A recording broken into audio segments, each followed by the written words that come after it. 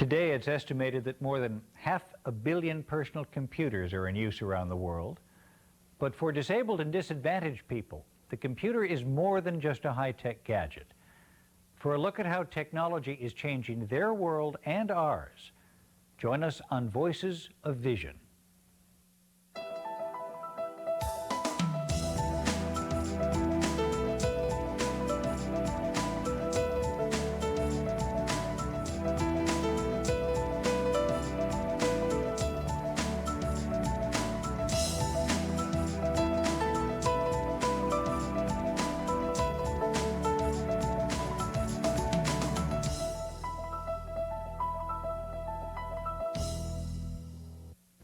More than half a century ago, mankind developed an extraordinary tool.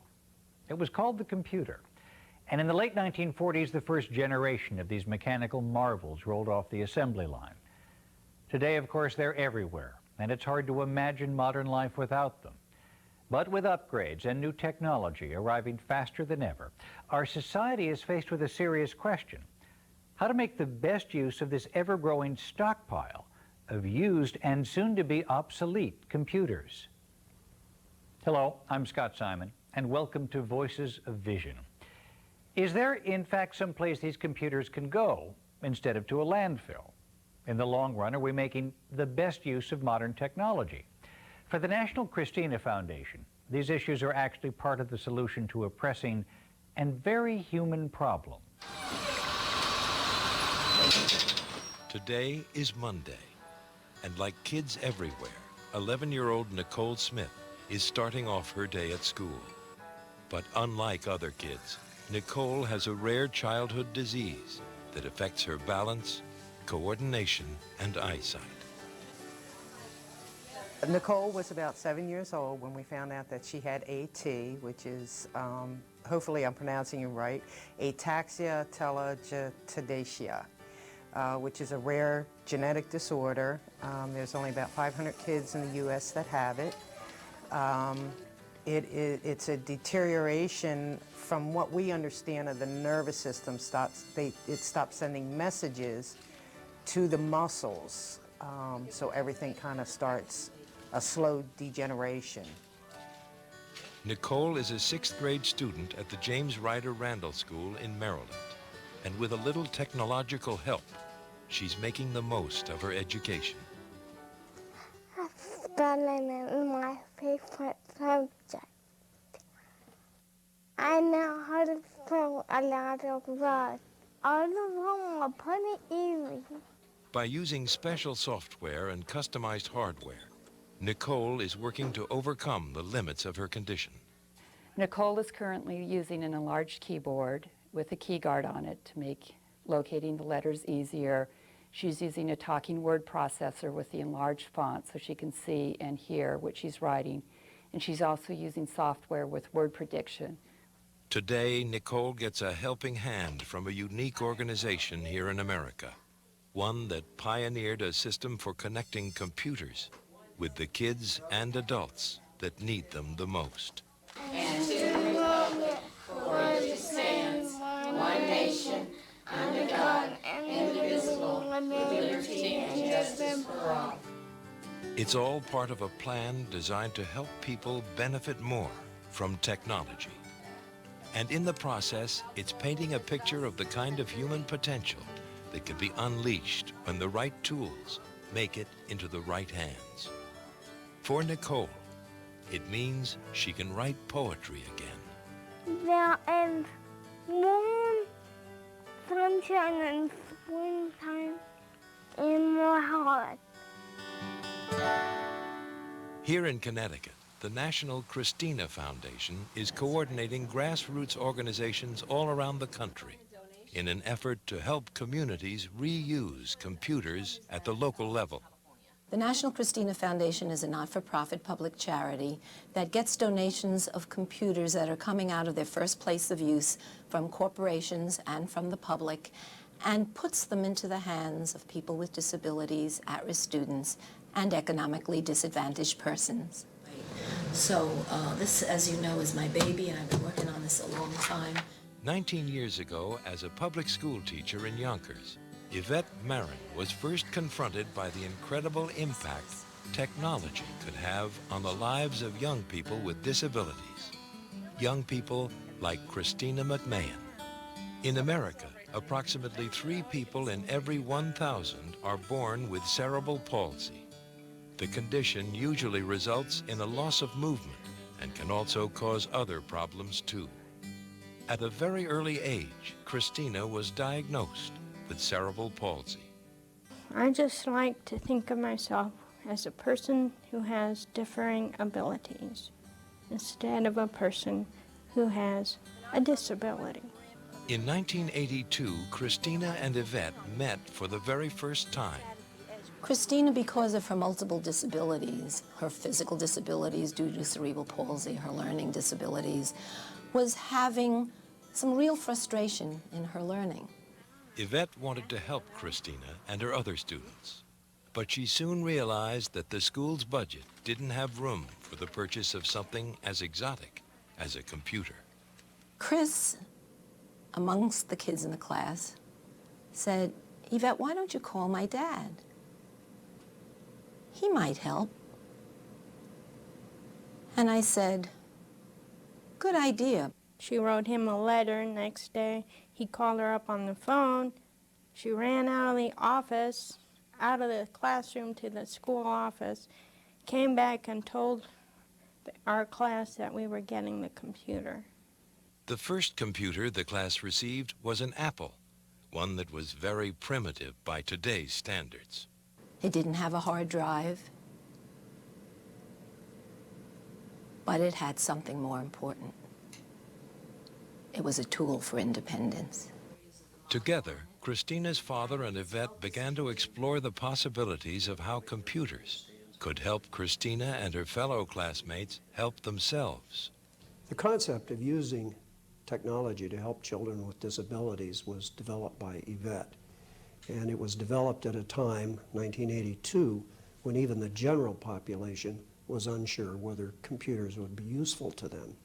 Cristina and her classmates were so affected in such a positive way by the computer that Bruce and Yvette both came to a similar conclusion. They realized that technology held the potential key to an incredible future.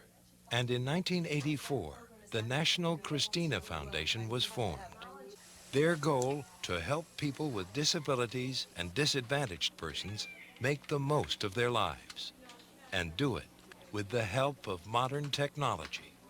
Watching your child change in the manner in which in your heart you have yearned for her to change, that you personally have been unable to create that change in her, and suddenly it's happening, is a revelation.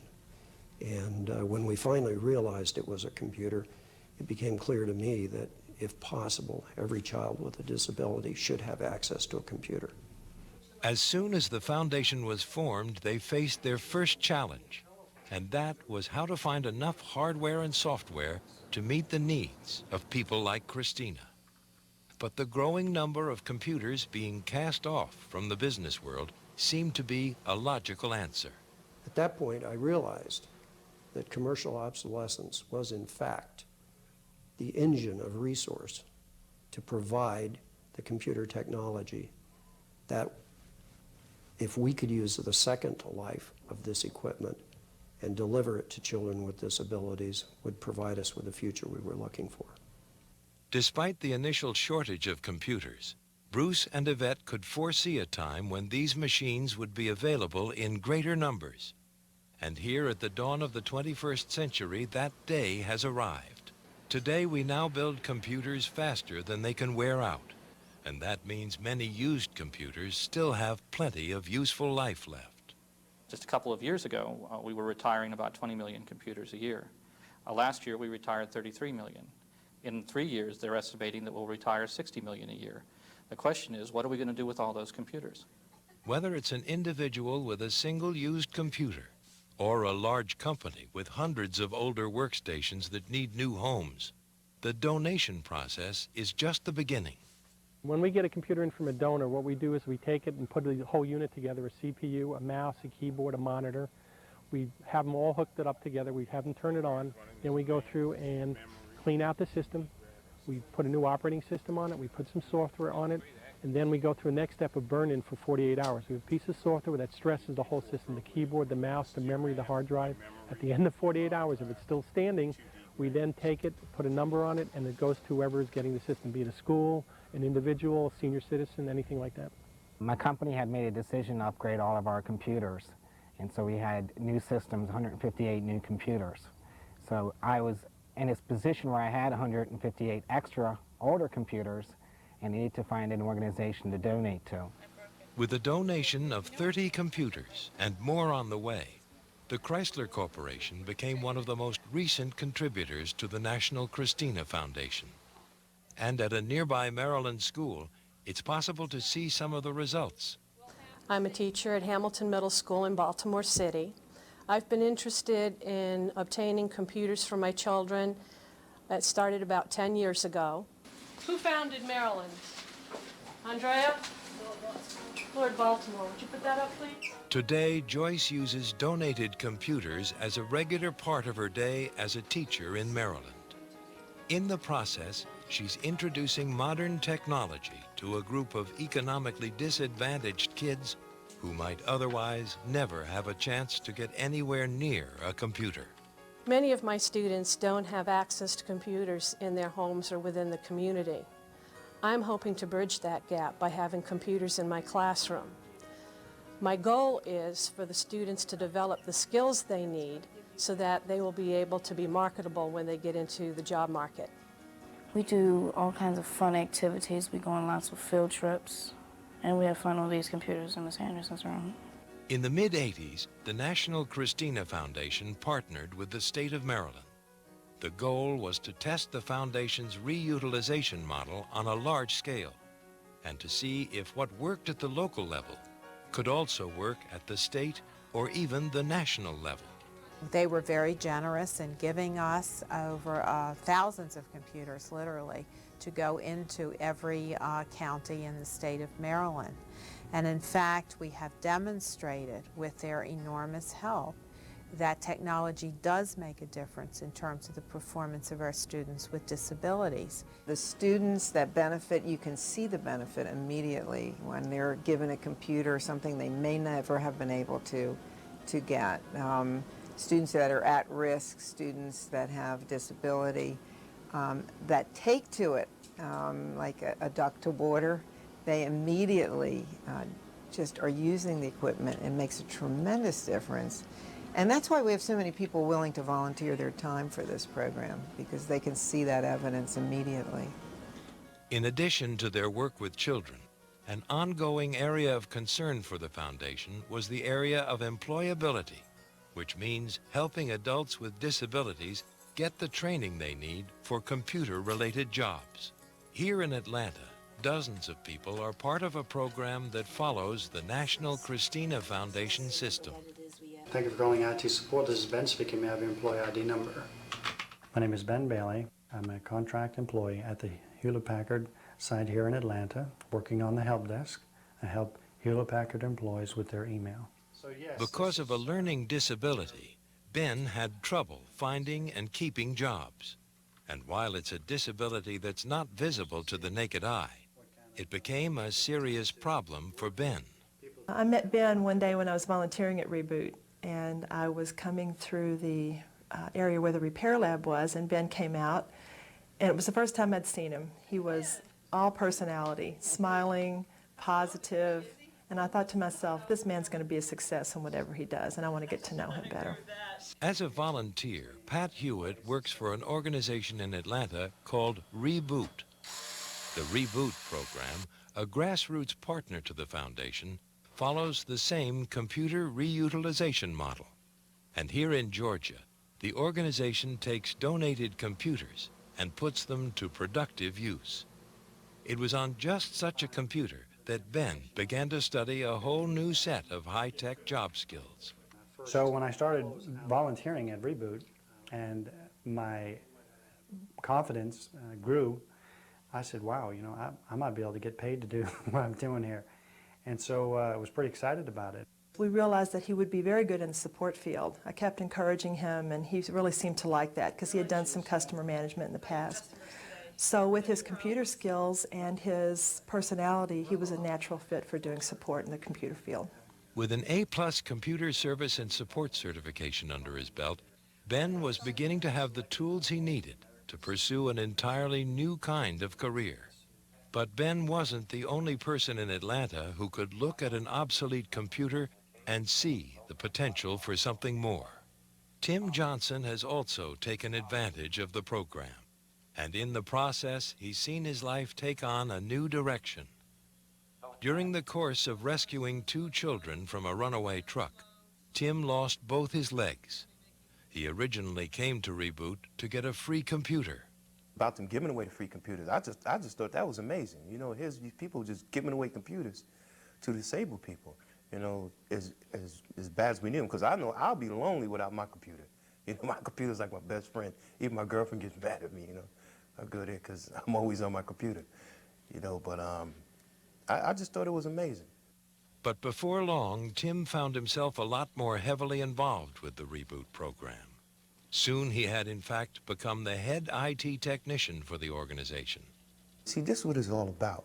You know, making people happy, making them, because when I make them happy, it makes me happy. That's probably another reason why I do this. It's like a Band-Aid for me, you know, and I just keep on doing it. Of course, Tim wasn't the only person who came to the Atlanta program by chance. Today, Operations Manager Lamar Polly is doing what he does best, making sure old computers get a new lease on life.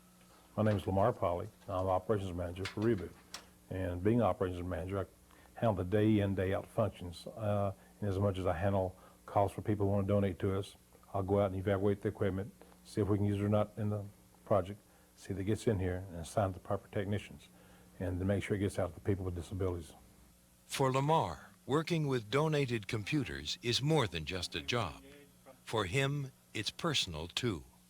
So my background is in engineering, and I worked for one of the major churches here in the U.S. As their engineer, and I was injured by a steel support beam falling across my back, and injured about 9.5 inches of my spinal column, resulting in paralysis from the chest down. And, but up until that time, I really did not have much experience in the computers or anything else.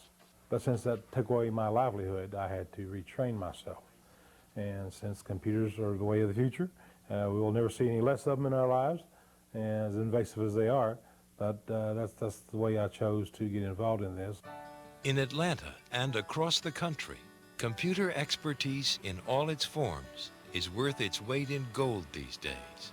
According to a recent industry report from CompTIA, the Computing Technology Industry Association, the shortage of skilled high-tech workers has tripled since 1999.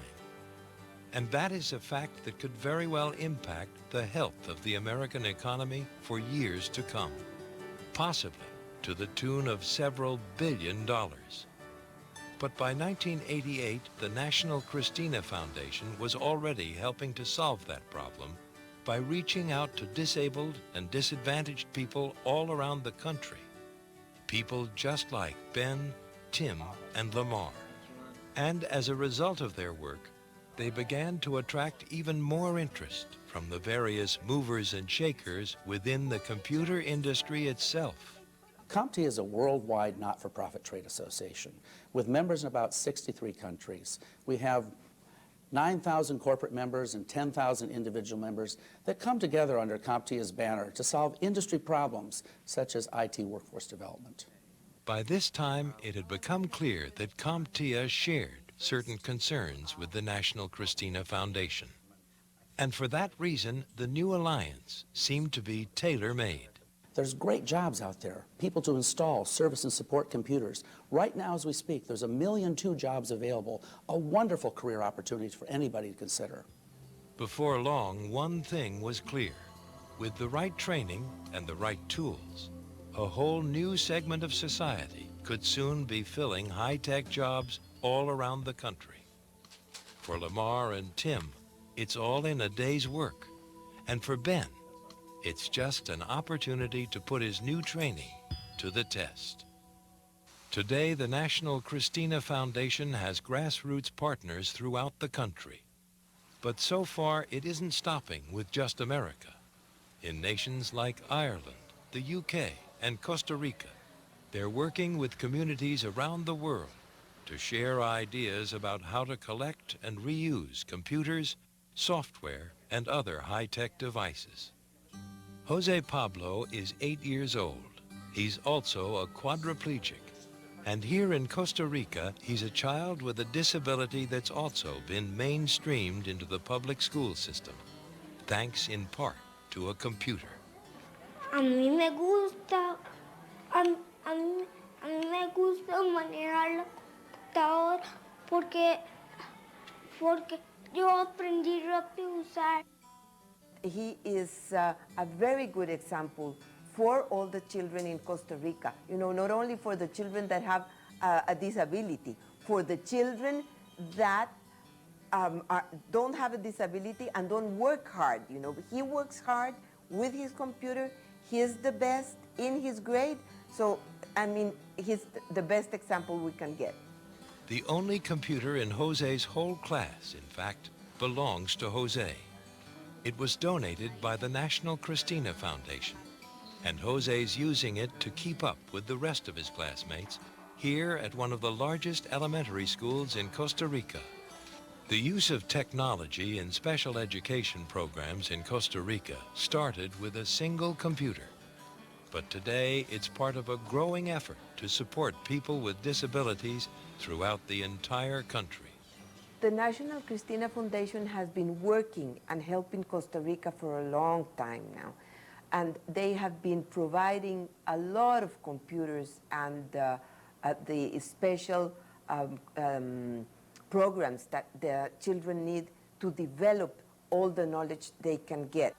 For the National Cristina Foundation, working with educators in Costa Rica brings it another step closer to the ultimate goal. And that's to make sure disabled and disadvantaged people everywhere in the world have access to the high-tech tools they need. Tools that on the global scale can make a real difference in how people communicate, interact, work, and learn. Most of us perform at an expectation level that we and others set for ourselves. And that image that we have about ourselves is often determined by preconceptions about what people think we're able to do.